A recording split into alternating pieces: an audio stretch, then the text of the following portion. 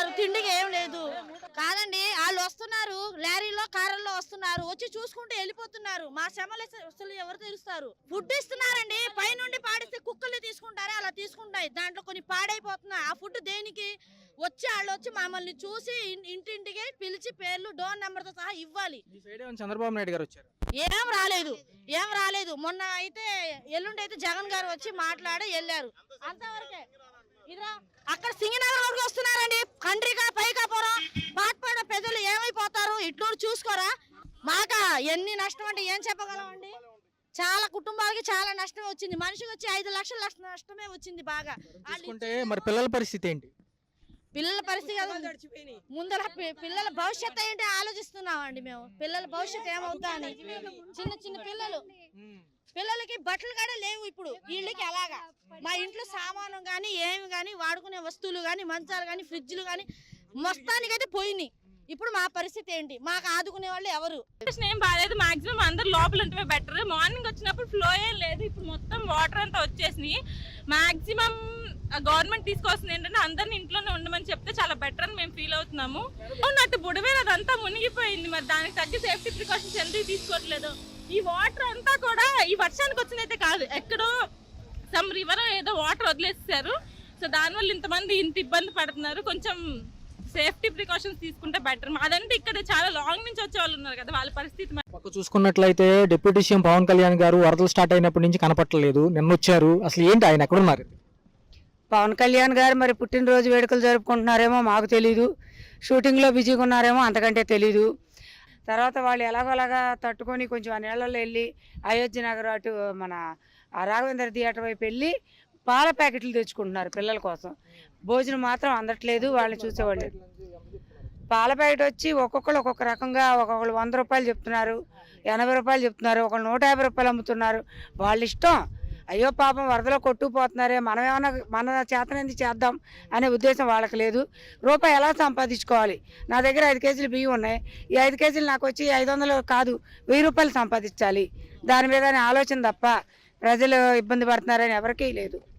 మరి నిజంగా ఆయన అన్నట్టు జనాల్లోకి వస్తే పవర్ స్టార్ వచ్చారని జనాలందరూ, ఇప్పుడు ముఖ్యమంత్రి గారు పర్యటిస్తున్నారు, బాగానే ఉంది, చాలా బాగుంది. కానీ ఆయన వచ్చాడని చెప్పి చంద్రబాబు నాయుడు గారిని ఆయన్ని చూడాలనే వాళ్ళు ఒక రకం ఉంటారు, ఇబ్బంది చెప్పుకోవాలని చెప్పి పరిగెత్తుకొచ్చే వాళ్ళు ఒక రకంగా ఉంటారు. చూసుకున్నట్లయితే ఒక పక్క ఐటీ శాఖ మినిస్టర్ లోకేష్ గారు మంగళగిరిలో తప్ప ఎక్కడ కనపట్టలేదు అన్నారు. ముందు మనం ప్రజలకి ప్రభుత్వ పనితీరు ఎలా ఉంది అనేది ముఖ్యం. ఒక నాయకుడు వచ్చి ఈ రోజులో నడిస్తే అంత మాత్రాన వరద తగ్గదు, ప్రజలకు ఆహార పదార్థాలు అందవు. ఏవైతే పనితీరు అధికారుల పనితీరులు ఎవరు వాళ్ళు ఎలా పర్యవేక్షించారు, ఎలా జరుగుతుంది, అధికారులు ఎంతవరకు ఉన్నారు, జిల్లా కలెక్టర్ ఎంతవరకు పనిచేస్తున్నారు, ఎక్కడి వరకు ప్రజలకి ఆహార పదార్థాలే కానీ ఆరోగ్య సమస్యలే కానీ అత్యవసర సమస్యలు కావాల్సిన టాబ్లెట్లు కానీ అవన్నీ అందుతున్నాయా, పసిపిల్లలకు పాలు అందుతున్నాయా, రెస్క్యూ టీం ఫాస్ట్గా వాళ్ళని సేఫ్ ప్లేస్కి సేవ్ చేస్తుందా లేదా అనేవి మానిటర్ చేయడం ముఖ్యము. అంచనా వేయడంలో ఈసారి తప్పిదం జరిగిందని చంద్రబాబు నాయుడు గారు. ఇప్పుడు సెంట్రల్ గవర్నమెంట్ మనతో టైప్ అవడం వల్ల ఎన్డీఆర్ఎఫ్ టీం కూడా మన వరకు వచ్చింది. ఇంకొకటి ఏంటంటే మనకు డిఫిషియన్సీ బోట్స్ ఒకటి లేకపోవడం ఉన్నారు. బోట్ సఫిషియెంట్ మన గవర్నమెంట్ దగ్గర లేకపోవడం వల్ల అవన్నీ కూడా చాలా చివరి ప్లేసెస్కి వెళ్ళట్లేదు. హౌవెవర్ కొంతమంది సోషల్ మీడియా ద్వారా కమ్యూనికేట్ చేయడం జరుగుతుంది. ఇంకొక అంశం ఏం జరుగుతుందంటే ప్రతిపక్షాలు కానివ్వండి, జనం కానివ్వండి, మీరే స్వచ్ఛందంగా వెళ్ళి వాళ్ళని తీసుకురావడమే ఎక్కువ శాతం ఉందంటున్నారు. ఈ సహాయక చర్యలు ఏవైతే ఉన్నాయో లోపలికి వెళ్ళాక రేట్లు పెట్టి అమ్ముతున్నారు, ఇంత డిమాండ్ చేస్తున్నారంట. వ్యాపారస్తుల్లాగే ఆలోచిస్తున్నారు. సాటి మనిషి ఎలా ఉన్నారనేది ఎవరు కూడా ఆలోచించట్లేదు. ఎక్కడ శవాలు కొట్టుకొచ్చినాయి అన్నారు, చనిపోగానే అక్కడ వదిలేసి వెళ్ళిపోతున్నారు. మెడికల్ రిసోర్సెస్ కూడా ఎక్కడైనా వార్డు వైజ్గా కానీ లేకపోతే ఏరియా వైజ్గా కానీ ప్రొవైడ్ చేస్తే గవర్నమెంట్ ఇంకా బాగుంటుంది. చూసుకున్నట్లయితే శుక్రవారం స్టార్ట్ అయింది వాన, మొత్తం విజయవాడ మొత్తం మునిగిపోవడం జరిగింది. పవన్ కళ్యాణ్ గారు ఏమయ్యారు? 3 రోజుల నుంచి బయటికి రావట్లా. ఆయన వేసే రూల్ ఆయన చూసుకున్నాడు, నేనుండా ముందు అన్నాడు. చంద్రబాబు నాయుడు పడవల మీద బాగా తిరుగుతున్నాడు, ఈయన లేడు. ఈయన ఆయన ఇంట్లో ఆయన ఉన్నాడు, బయటకు వచ్చాడా, జనాలను పలకరించాడా, ఏంటనేది ఉన్నాడా, ఏమి లేదు. అసలు లేడు, ఆయన అంతలేడు. మరి ఆయన ఎక్కడ ఉన్నాడో, ఆయన ఏది చూసుకుంటున్నాడో తెలియదు మనకి. నొన్నక బయటికి ఇటు కానీ ఎంటర్ అవనే అవ్వాలి. అసలు అటు నుంచి ఏం చేశారనేది అసలు జనానికి లేదు. పవన్ కళ్యాణ్ అంటాడు ఏది, అప్పుడు వారం రోజుల నుంచి పోయిన ఆదివారం కాడి నుంచి వర్షం కొడతానే ఉంది, మనుషులు ఇరుకుపోతానండి, పోయినోళ్ళు పోతానే ఉన్నారు. పాతవాళ్ళ కుర్రోడు పోయాడు, నొన్నలో కుర్రోడు పోయాడు, నొన్నలోంచి పడిపోయాడు పడవలోంచి.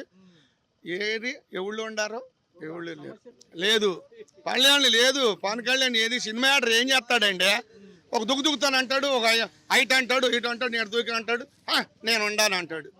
ఏది ఉండా అనేది ఏది ఉన్నాడా? కాపాడుతున్నాడు. కానీ పవన్ కళ్యాణ్ ఏడి వచ్చాడు, చంద్రబాబు నాయుడు పంపిస్తానన్నాడు. 5 ఎల్లాకర్లో పంపించాడు చంద్రబాబు నాయుడు. తిరుగుతూనే ఉండయి చంద్రబాబు నాయుడు చేసినవి. పవన్ కళ్యాణ్ చేశాడా? మరి చంద్రబాబు నాయుడు కొడుకు ఏం చేశాడా? ఏమీ చేయలే. ఏమండే ఇంకా దగ్గర మనకు వారం పట్టిద్దండి నీళ్లు. ఎక్కడ చూసినా మళ్ళీ ఇక్కడ నీళ్ళు లేవు. మాడికాపాకల కాడ మళ్ళీ వచ్చిన నీళ్లు ఇప్పుడు రాత్రి వర్షానికి. చంద్రబాబు నాయుడు గారు కూడా ఫీల్డ్ లో తిరుగుతున్నాను అంటున్నారు, అప్రమత్తం చేస్తానంటున్నారు, కానీ రియాలిటీలో సహాయ చర్యలు అందట్లేదు. అంటే మీడియాకి చూస్తానికి పడవలో వచ్చి చూసి వెళ్ళిపోతే సరిపోతుందా? కానీ ఒక్కడు కూడా పట్టించుకోవట్లేదు. ప్రభుత్వం విఫలమైపోయింది. ఒక మాట చెప్పాలంటే ఆ మాట ఇంకో ప్రభుత్వాన్ని విమర్శించి చేసేవాళ్ళే తప్ప సక్రమంగా చేసేవాళ్ళు ఒక్కళ్ళు కూడా లేరు. చూసి వెళ్ళిపోతే సరిపోద్దా? పడవలో వచ్చి చూసి వెళ్ళిపోతే సరిపోద్ది. పడవలో వస్తున్నారు, చూస్తున్నారు, వెళ్తున్నారు. కానీ అక్కడ లోపల జనాలు ఏంటి పరిస్థితి? ఒక టైం అనేది ఉంటుంది వాళ్ళకి. ఈ టైంలో వస్తుంది, ఈ టైంలో వెళ్తుంది. ఇది కూడా ఇన్ఫర్మేషన్ చెప్పకుండా కనీసం అనౌన్స్ చేయకుండా చేస్తే ఎలాగా? ఈ అధికారులు అయితే చెబుతున్నారు మేము లక్షల్లో ప్యాకెట్లు పంపిస్తాం, అన్నం ప్యాకెట్లు పంపిస్తాం. అవి రోడ్ల మీద ఉండే వాళ్ళకి ఇస్తే అలా సరిపోతుంది. ఎన్డీఆర్ఎఫ్ వాళ్ళకి ఎప్పుడు చెప్పారు? నిన్న చెప్పారు ఎన్డీఆర్ఎఫ్ వాళ్ళకి. వాళ్ళు చెప్పలా, నిన్న వచ్చారు. 3 రోజుల క్రితం నుంచి ఏం చేస్తున్నారు వీళ్ళందరూ? ఇళ్లలో సామాన్ల పరిస్థితి ఏంటి? కొంతమంది కట్టుబాట్లతో వచ్చారు, ఏమి తీసుకోకుండా, నయా పైసలు లేకుండా. ఈ కొంతమంది ఈ మధ్య దుష్కరులు, దుర్మార్గులు కట్టలు తెంపేస్తున్నారు. వాళ్ళు అన్న సంఘ విద్రోహాలను చేశారా? అది కూడా ప్రభుత్వం గమనించాలి. శ్రీలంకకు సంబంధించిన గోడ కట్టడం జరిగిందో అది భూవెత్తుని ఈసారి కాపాడింది అంటున్నారు, లేకపోతే సగం విజయవాడ మునిగిపోయేదంట. ఈ విషయంలో మాత్రం జగన్ని చాలా మెచ్చుకోవాలండి. ఈ రోజున కట్టకుండా ఉన్నట్టయితే రైలు కట్టకుండా మొత్తం కృష్ణలంకలో జనాభా అనేవాళ్ళు సగం మంది తగ్గిపోయారు. ఎవరు ఉండేవాళ్ళు కాదు. అంత ప్రమాదం. ఈ విషయంలో మాత్రం జగన్ మాత్రం చాలా ఇచ్చేయాలి. అయితే ఎప్పటి నుంచో అంటున్నారు కడతాం అని చెప్పని. ఆ ప్రభుత్వాలు చేయలేదు. ఈ జగన్ ప్రభుత్వం చేసి దానికి మెచ్చుకోవాల్సిందే కంపల్సరీగా. కానీ అధికారుల నిర్లక్ష్యం అడుగడుగునా కనిపించిందండి. ఇప్పటికీ కనిపిస్తుంది. అధికారుల మీద గట్టిగా చర్య తీసుకుని ప్రజలందరికీ ఉపయోగపడేది చేయండి. జీతాలు తీసుకుంటారు, మా సొమ్ములేక తిని బతికేదాళ్ళు. మేము ఉంటేనే వాళ్ళకి జీతాలు వచ్చేది, వాళ్ళ పిల్ల కూడా శుభ్రంగా ఉండేది. ముందు ఆ ఎదవలు ఏం చేయాలంటే ముందు ప్రభుత్వ అధికారుల ముందు మేల్కొని అందరికీ సహాయ సహకారం చేయాలని కోరుకుంటున్నాం. ఈ పరిస్థితి ఏముంది అందరికి తెలిసిందే. మేమేరే చెప్పేది ఏముంది నాన్న? ఎన్డీఆర్ఎఫ్ బలగాలు వచ్చినాయి, రాజకీయ నాయకులు వస్తున్నారు, ఏమన్నా సహాయం అందింది? మీదకి వస్తారు, మెయిన్ రోడ్డు మీదకి. లోపలికి రారు కమ్మా, ఎవరు రారు. అసలు మా సందులోకి వచ్చినోళ్ళు లేడు. ఆ సందులోకి 3 రోజులు ఉన్నాం. 3 రోజులు లోపల ఉన్నాం. దిగటానికి మాకు ఈ లోతు నీళ్ళు ఉంటే వెళ్తాం, దిగటానికి లేదు. ఫుడ్ లేదు, నీళ్ళు లేవు, పానీ లేదు, అంతా లేదు. ప్రభుత్వాలన్నీ కూడా అంచనా వేస్తున్నాయి, రేపు ఏదైనా విరాళాలు వాళ్ళు అంచనా వాళ్ళు వేసుకుంటారు. పేదోళ్ళకి రారుగా అయ్యా. మేడ మీద మేడ ఉండేవాళ్ళకి వెళ్ళి కనపడతారు, వీళ్ళు కనపడం. రేకు చెట్లు వాళ్ళు కనపడం. అది వాళ్ళ సావాసం వాళ్ళది. ఈ రోజు నుంచి సహాయ కిట్లు పంచుతామంటున్నారు చంద్రబాబు. ఏమో రాని, భగవంతుడు సాయం చేస్తే మంచిదేగా. నష్టాన్ని మేము ఏమంచనా కడతాం? ఏమంచనా కడతాం చెప్పు నష్టం? మనం నష్టాన్ని అంచనా కట్టలేము. ఇంటూ పరివాహక ప్రాంతాల్లో ఏదో మహారాజు తీసుకొచ్చాడు, టాటర్ మీద తీసుకొచ్చాడు, బతిలాడు తీసుకొచ్చాడు. ఆయన దండం పెట్టచ్చు, 2 చేతులు ఎత్తి దండం పెట్టచ్చు.